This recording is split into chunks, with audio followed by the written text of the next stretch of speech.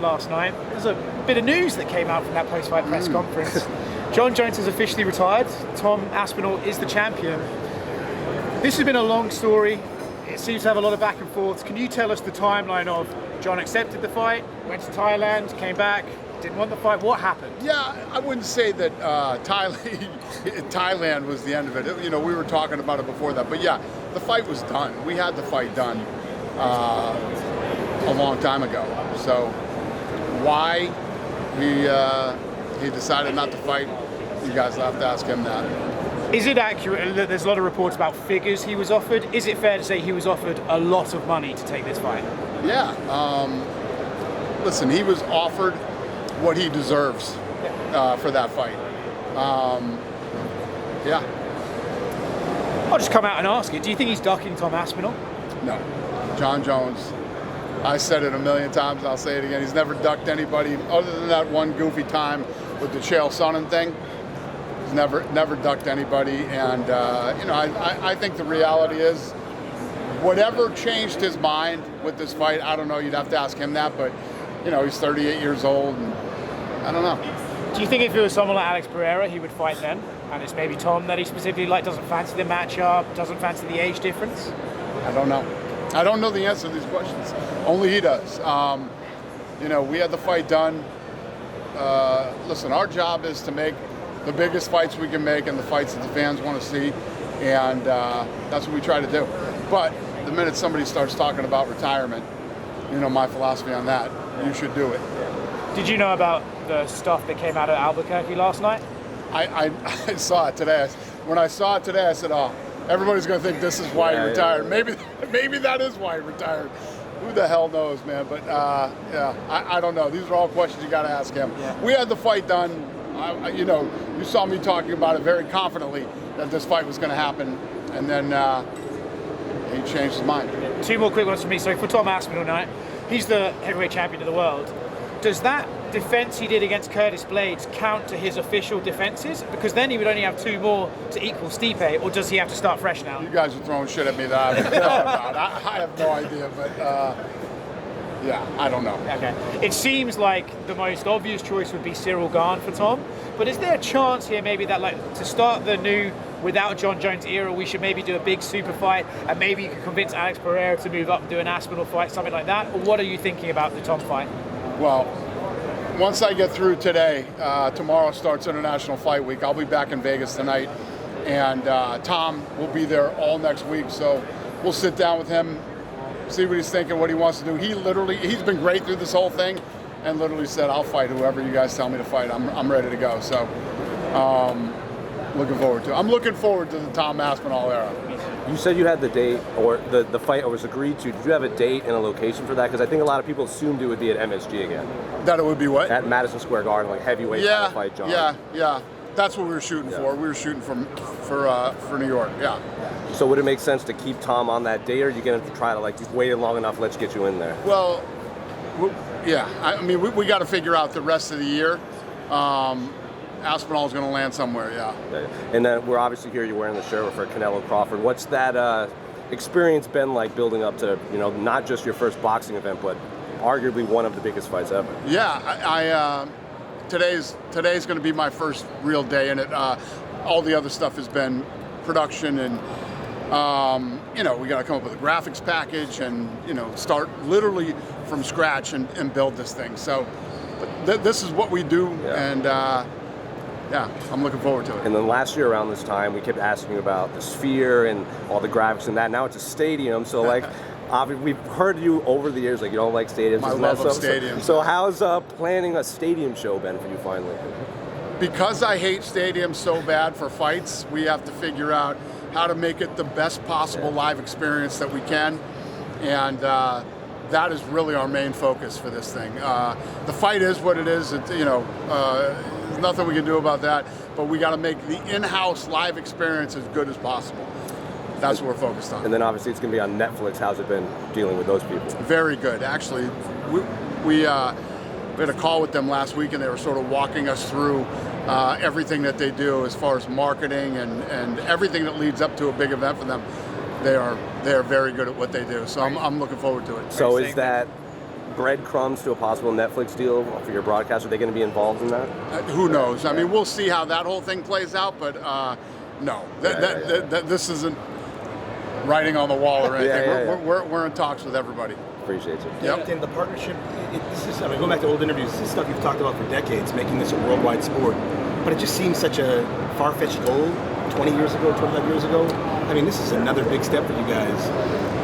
Yeah, you're talking about going into, It's always been your goal to go Azerbaijan. I mean, I didn't even know what the hell that place was till we started talking about going there, you know what I mean?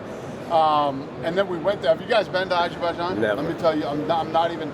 Ask anybody that went to this event. It is one of the most incredible places. It looks unbelievable. It's beautiful. The food's incredible. The people are really nice, and unbelievable infrastructure. From when you go to a destination city, the malls and the restaurants and all those things.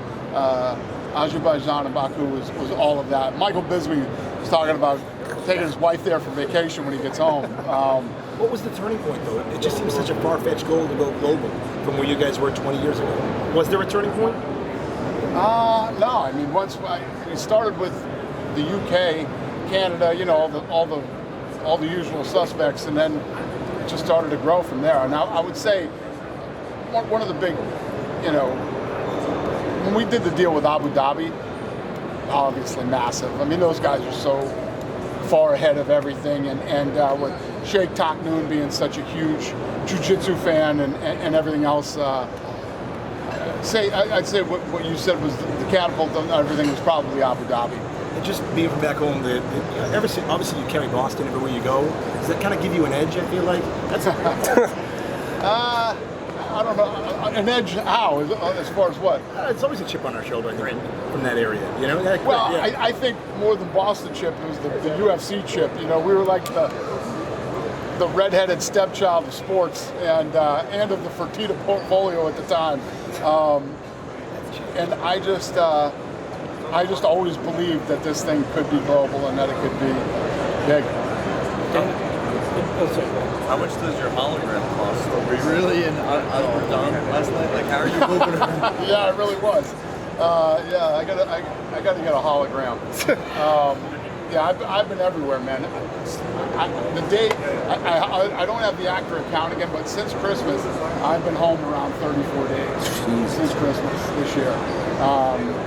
But it's all good stuff. We're working on a lot of cool shit. So, not bad. Amazing. You mentioned the quote about doing what you love, and you don't want to sleep. So right. I appreciate that.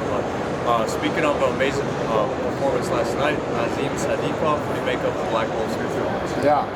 That fight was ridiculous, especially live, with the crowd, with him being from there, and the 75 punch combination he got hit with in the first round, and weathered the storm, and that was a fun fight to see live. And I'm gonna ask. As soon as halfway through the main event, I was like, I'm giving those two all the money. I'm giving them all the money for the bonuses. And I saw Ray Longo graded extra live.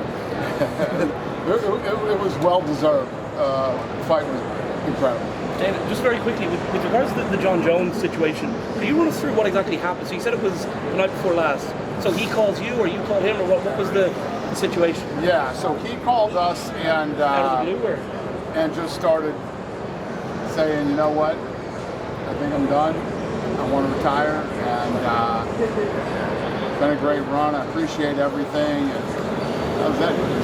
He was absolutely positively sure that he wanted to retire, and we said, why don't you sleep on it, and when you wake up in the morning, if that's how you still feel. Because it's scary. I like an active Jon Jones. I don't like Jon Jones with too much time on his hands. I like an active everybody. I like people being so active. I like to turn them around as fast as we can right after, like Hamzat fast, like during COVID.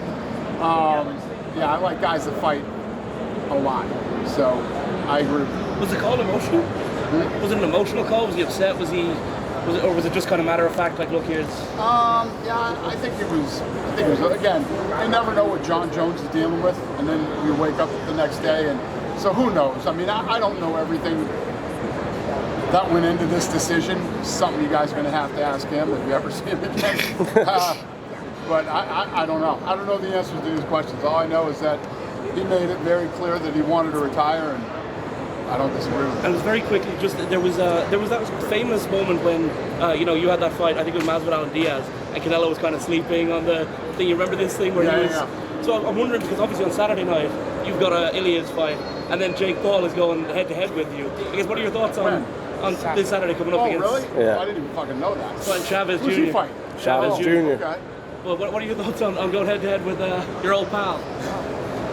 I didn't even know he was fighting, so that's how concerned I am about it. Holly's in the co-man. Huh? Holly Holmes in the co-man. Oh, no shit. Yeah. Who's she fighting? Some prospect, right? Yeah. It's not like 11-0 boxing. Okay. Jake and Chavez is a proper fight, though, isn't it? What's that? Jake and Chavez is a proper fight. Like. Yeah, it's interesting. Yeah. Last question. Funny, I didn't Yeah, even know. just on the boxing thing, right? I knew when you were going to get into this game, some of the existing promoters in boxing were probably going to get a little bit defensive about you entering boxing. Now, Zuffa boxing is a real thing. A lot of people said it never would be. De La Hoya's already out here saying this fight's going to be at lunchtime and stuff like that. How excited are you to go? What's at lunchtime mean? He said What does that mean? he said Canelo Crawford's going to take place during the day, so you can then do your UFC show How after. the fuck would he know that? It's not true. Yeah. I'm just curious if you're. So you're saying that when we were talking about getting into it, and that some people would, whatever, De La Hoya, does De La Hoya count? I mean, come on. But that's what I mean. Like, you're going to go up against these old guys you've had rivals with forever. Is part of you excited to put them out of It's business not almost, that- or to go that, against that them? there's any rival. De La Hoya is just a douchebag. A big difference between that and rivalry. I really like Eddie Hearn. Yeah. I like Frank Warren and a lot of the other guys that are in here, that are in the sport. And I think that they're going to continue to do what they do, and we'll do what we do. And I don't think there's any rivalry, because some of these guys I have good relationships with. And then there's the fucking lunatics like De La Hoya and Arum and guys like that. But yeah, Why is listen, it? Why? I'm going to do what I always do. I'm going to do what we do. We're going to move forward, and we pretty much do everything that we say we're going to do. We get it done, and I'm not looking at anybody as a rival, or we're gonna take this guy out, or any of that. People don't work too well in the boxing business, but I think those guys are going to continue to run their businesses and do what they do, and then we'll do what we do. Guys, we have to wrap I know you had a question. Zuffa Boxing, why the name? Zuffa Boxing. We sat around for friggin' 2 months trying to come up with a name to this thing, and it was driving me crazy. And Zuffa Boxing was already there. It was just the easiest. You have the T-shirts made already. Exactly. We got rings in the PI. Yeah. You manifested it. Zuffa Boxing it is. Can I squeeze a Yeah. one? EA Sports UFC 5, great game.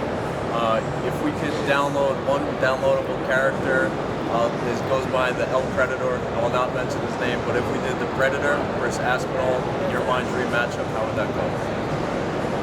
The Predator. Ngannou. Huh? Who would win, Ngannou or Aspinall? Ah, okay. That is his name. Don't is the speak of Predator. that, not spoken of. Francis Ngannou. I'm not a fan. I don't. Yeah. Dream match, if it, like, how would you see Tom? You'll have to play that one out in your head. 'Cause I don't see that happening. Yeah. Appreciate it. Yeah. Thanks. Thanks,